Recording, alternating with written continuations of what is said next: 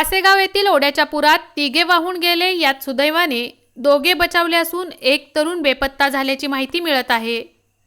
दक्षिण सोलापूर तालुक्यातील कासेगाव परिसरात मुसळधार पावसामुळे ओढ्याच्या असलेल्या पुलावर पाण्याची पातळी वाढत असताना एका दुचाकीवर निघालेल्या तिघे युवक पुराच्या पाण्यात वाहून गेले। यात सुदैवाने बबन जाधव आणि महादेव रेड्डी हे दोघे बचावले। मात्र ज्ञानेश्वर कदम हा युवक पाण्याच्या प्रवाहात वाहून गेला आहे। बेपत्ता तरुणाचा शोध कार्य सुरू असून पाण्याच्या प्रवाहात वाहून गेलेली मोटरसायकल मात्र थोड्या अंतरावर मिळून आली आहे।